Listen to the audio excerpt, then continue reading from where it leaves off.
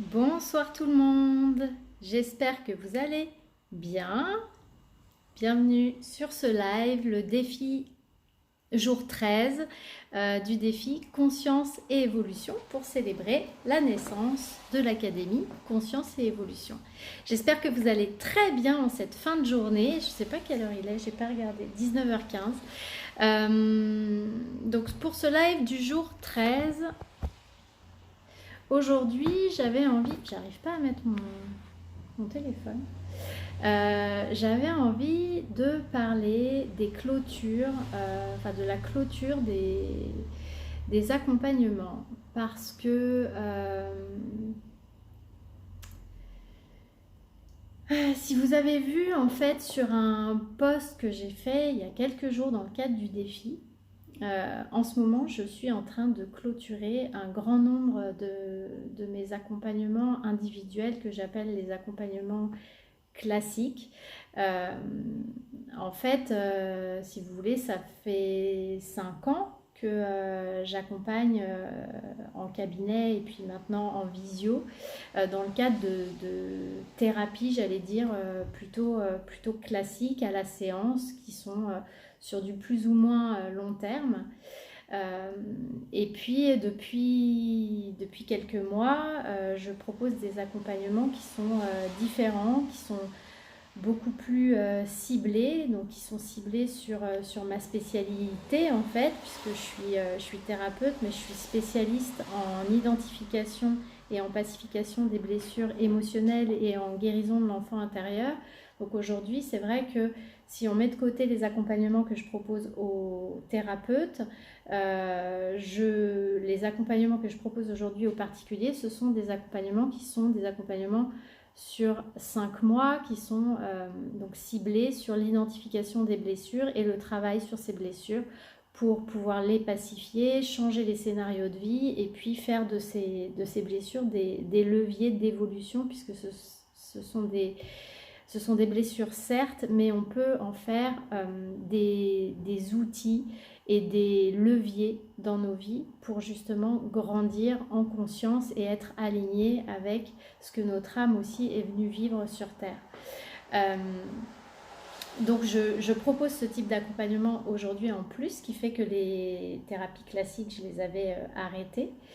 Et puis j'ai proposé, vous l'avez peut-être vu sur les mois qui précédaient, des programmes en ligne, des programmes collectifs. J'ai créé l'Académie Conscience et Évolution.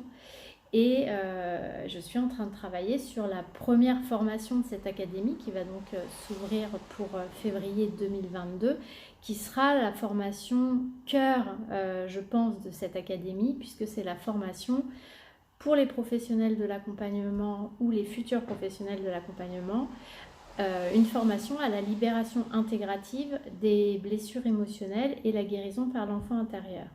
Donc ça va être la formation cœur de cette académie. Et en fait, ce que je disais l'autre fois dans mon post, c'est que depuis plusieurs mois, je superpose en fait toutes ces nouveautés à l'ancien. Sauf que là, c'était plus possible en fait pour moi de tout gérer, sauf à peut-être revivre un burn-out comme je l'ai vécu en 2014-2015 quand j'étais salariée. Et là, je sentais que le truc était en train d'arriver. Donc j'ai pris la décision difficile d'arrêter les accompagnements individuels classiques, ceux qui sont de la thérapie classique. Donc en ce moment, je suis en train de clôturer en fait tous ces accompagnements. Donc j'ai une trentaine d'accompagnements à clôturer. Euh, et je trouve ça hyper difficile. Je trouve ça difficile émotionnellement parce que pour la plupart, ce sont des gens que j'accompagne depuis un certain temps. Pour certains depuis quelques mois, pour d'autres même 2 ans. Et c'est vrai que se dire au revoir, s'arrêter, c'est plein d'émotions. Alors on dit souvent que le thérapeute doit rester très à distance, et je vous parlais dans un précédent live de faire attention aux contre-transferts. Alors pour moi c'est pas la même chose, parce que les contre-transferts, c'est le fait de transférer ses propres problématiques sur ses clients et finalement d'essayer de se réparer à travers eux. Mais malgré tout, on tisse des relations avec nos clients, nos patients. On tisse des relations de confiance, on tisse aussi des relations émotionnelles et affectives parce qu'on vit des choses avec eux, surtout quand on travaille sur la libération des blessures. Il se passe beaucoup de choses, il y a beaucoup de choses qui se libèrent et puis il y a beaucoup de souvenirs qui remontent. Il y a un lien très fort qui se crée et c'est vrai que la clôture de ces accompagnements, c'est... ouais, j'ai les petites larmes qui montent quand je dois dire là au revoir aux gens, même si je sais que, que je vais les rediriger vers des personnes de confiance et que tout ira bien pour eux, c'est quand même pas facile. Et au-delà de la difficulté à dire au revoir, à arrêter une relation comme ça avec nos clients et nos patients, ce que je voulais partager aussi avec vous, c'est la difficulté qu'on peut avoir parfois en tant que client, patient, mais aussi en tant que thérapeute, à prendre la décision d'arrêter un accompagnement. Pourquoi j'ai eu cette prise de conscience? Parce qu'en fait, là, depuis que j'arrête donc cette trentaine d'accompagnements, donc tous les jours, je fais des clôtures, en fait. Tous les jours, je clôture des suivis. Je fais du coup une séance bilan avec chacun sur le travail qui a été fait, comment ils ont avancé, où ils en sont, est-ce qu'il reste des choses à voir. Et en fait, pour certains, on se rend compte que finalement, le fait de clôturer aujourd'hui l'accompagnement, c'est pas forcément un mal pour eux. C'est-à-dire que c'est une façon aussi pour eux de prendre leur envol et d'oser reprendre un peu leur vie tout seul, en fait, sans savoir qu'il y a Stéphanie à côté, qui sera là dans 3 semaines ou dans un mois ou dans 15 jours, avec qui je vais pouvoir échanger sur ce que je suis en train de vivre et comment je le vis et comment j'essaye de transmuter les choses. Et en fait, on se rend compte qu'il y a certaines personnes qui restent dans les accompagnements, mais pas parce qu'ils ont vraiment besoin. Et je me rends compte que parfois les personnes vont toujours trouver une raison de rester, trouver une accroche en fait pour être là parce que c'est un moment pour eux, un moment de ressourcement, mais que finalement il n'y a plus toujours une raison thérapeutique. Et alors vous allez me dire, c'est aussi le rôle du thérapeute de le voir, mais c'est pas forcément évident, je trouve, parce que justement les personnes qui ne veulent pas partir vont toujours trouver quelque chose à aller voir, quelque chose qui va pas forcément bien dans leur vie. Et je me rends compte du coup que ce moment où c'est moi qui prends la décision là, de clôturer les accompagnements parce qu'en fait là pour le coup je le fais pour moi, pour préserver ma santé à moi, mais finalement c'est une occasion pour eux d'oser enlever la béquille Stéphanie, et de tenter de poursuivre leur chemin tout seul. Et en fait, on se rend compte qu'ils en sont totalement capables. Et donc voilà, ça ramène à la relation en fait qu'on crée avec les gens, et le fait que nous aussi on s'habitue quelque part à être avec eux. Encore une fois, il y a des gens, ça fait 2 ans que je travaille avec eux, des gens ça fait moins, mais parce qu'aussi du coup c'est des gens qui vont être dans une quête continuelle d'aller voir un peu plus profondément en eux, d'aller faire un travail finalement de connaissance de soi, de développement personnel. Une fois qu'ils ont résolu leurs problématiques, ils peuvent être venus par exemple initialement pour une rupture amoureuse, parce que ça allait mal au travail, parce qu'il y avait des difficultés relationnelles avec les enfants ou avec le mari, peu importe. Mais une fois la problématique dépassée, et puis les sources de la problématique voilà, travailler, puisque c'est comme ça que je travaille, hein, c'est en identifiant les blessures qui sont en lien avec ce qu'on vit pour pouvoir stopper en fait la problématique plutôt que de la déplacer en enlevant juste le symptôme. Finalement, ces personnes-là prennent goût en fait à se connaître davantage et à aller s'explorer encore plus. Et puis finalement, il n'y a plus forcément un réel besoin impérieux à être suivi, et puis en l'occurrence par moi, parce que ça peut aussi être fait avec quelqu'un d'autre. Donc voilà, c'était ma prise de conscience du jour. C'est vraiment que clôturer un accompagnement, c'est pas évident, et je pense que même pour la personne en face, c'est pas toujours évident de savoir quand elle doit s'arrêter en fait, quand elle a plus besoin de voir quelqu'un, quand son travail intérieur et personnel est terminé. Et je crois que c'est important aussi que nous, thérapeutes, on soit vigilants à ça. Donc vous voyez, encore une fois, je remarque que je ne le fais sûrement pas de manière parfaite à chaque fois. Il m'arrive, hein, il m'est déjà arrivé bien sûr, de mettre un terme à des accompagnements parce que je considère que la personne a terminé et que là, elle est vraiment juste dans... ça me fait plaisir d'avoir Stéphanie avec qui discuter toutes les 3 semaines ou tous les 15 jours.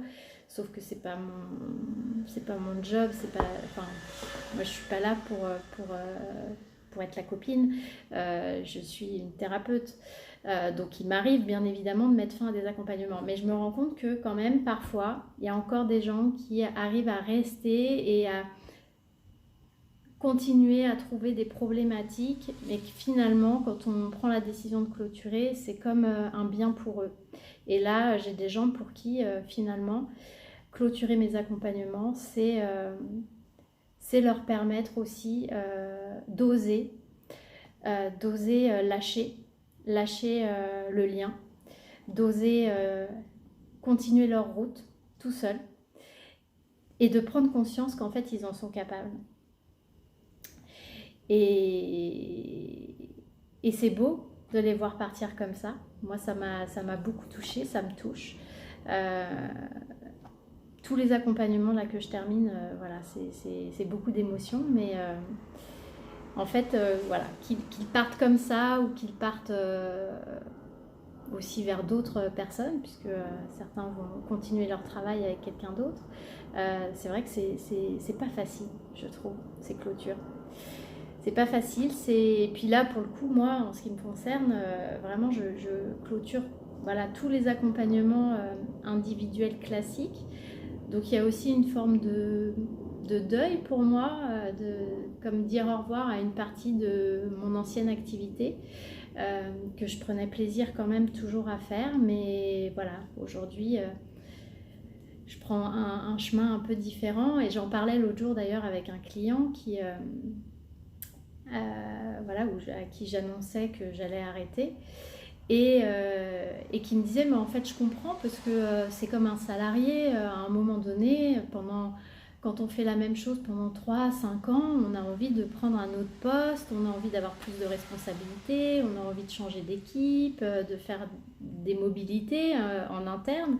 Et il me dit, c'est logique que les indépendants aussi, que vous aussi, vous ayez envie d'autre chose. Ça fait 5 ans que vous faites ça.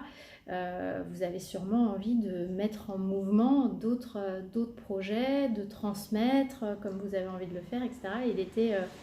J'ai trouvé que c'était très juste en fait, son parallèle, et parce que c'est vrai que pour avoir été salarié en plus dans les RH, donc je sais ce que c'est que la mobilité, la gestion de carrière, mais c'est vrai que quand on revient dans la posture d'indépendant, quand on est entrepreneur, quand on est à son compte en libéral comme ça, on a tendance on pourrait avoir tendance à rester dans notre truc, et puis finalement on est comme tout le monde, on a aussi besoin de stimuler notre intellect, de bousculer un peu notre quotidien et d'aller sur d'autres choses, d'autres projets, parce que aussi on monte en expertise, et qu'on a envie de mettre cette expertise au service d'autres choses pour pouvoir contribuer autrement Et moi aujourd'hui, c'est vrai que c'est ce que j'ai envie. J'ai envie de proposer ces accompagnements-là qui sont vraiment plus spécifiques pour les personnes qui ont vraiment envie d'aller identifier et travailler leurs blessures parce qu'elles ont compris que c'était leurs blessures qui drivaient leur vie. Et puis j'ai envie de me mobiliser sur cette académie, sur cette formation, sur tout ce qui va être accueilli dans cette académie après. J'ai vraiment envie qu'il y ait des programmes pour tout le monde, qu'il y ait des ateliers, qu'il y ait des trucs en live, qu'il y ait des trucs enregistrés. J'ai envie de proposer des stages aussi en résidentiel pour les thérapeutes, mais aussi pour les particuliers. Enfin, j'ai vraiment envie de faire un truc génial. Et ça m'oblige de lâcher certaines choses. Et c'est pas facile. C'est pas facile. Voilà. Salut Sandy. Voilà ce que j'avais envie de partager avec vous. Que clôturer, c'est pas forcément évident, à la fois émotionnellement parce qu'on crée un lien avec les gens, et aussi c'est pas évident parfois de voir que le moment de la clôture, il est là et que finalement, je t'embrasse aussi, et que finalement clôturer, c'est aussi permettre à la personne d'aller voler de ses propres ailes, comme m'a dit récemment une cliente. Voilà, je vous laisse là-dessus. Je vous souhaite une très belle et douce soirée et je vous dis à demain pour le jour 14. On arrive à la moitié du défi. Jour 14.